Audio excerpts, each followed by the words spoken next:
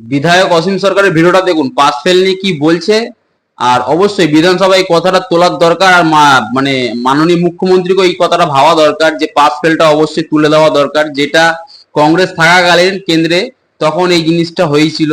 তো অবশ্যই এই জিনিসটা যাতে পাস ফেলটা উঠে যায় তার জন্য সরকারকে অবশ্যই দেখা দরকার। তো আপনারা ভিডিওটা দেখুন ফার্স্ট থেকে লাস্ট অবধি, আর ভিডিওটা অবশ্যই ভালো লাগলে অবশ্যই লাইক করে দেবেন আর সাবস্ক্রাইব করে আমার পাশে থাকবেন। বন্দে মাতারাম, জয় শিয়ারাম। যাদের পয়সা আছে তারা ইংলিশ মিডিয়ামে পড়ায়, গরিব মানুষ ইংলিশ মিডিয়ামে পড়াতে পারে না। তারপরে যদি ফেল করবার ভয়ই না থাকে আর মাস্টারমশাইয়ের হাতে যদি ছড়ি না থাকে, তাহলে ছাত্র সঠিক লেখাপড়া কেমন করে সেটা আমি খুব ভালো করে দেখেছি। এই জন্যে মাস্টার মশাইরা যেমন স্নেহ করবেন, যেমন মাস্টার মশাইরা শাসনও করবেন।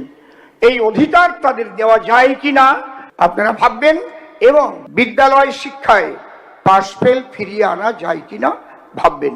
আমি একটা দাবি রাখবো, আমি জানি না এখানে রাখা যায় কিনা, বিবেচনা করবেন। কারণ কংগ্রেস সরকার কেন্দ্রে থাকাকালীন যে পাস ফেলটা তুলে দিয়েছিল বিদ্যালয় শিক্ষায়, যদি এই সদন থেকে বিদ্যালয় শিক্ষায় পাস ফেলটা আনা যায়, মনে হয় তাহলে দলিত, পতিত, লাঞ্ছিত, বঞ্চিত সমাজের মানুষ এবং প্রান্তিক সমাজের মানুষের বাচ্চা কাচ্চারা সঠিক লেখাপড়া শিখতে পারে।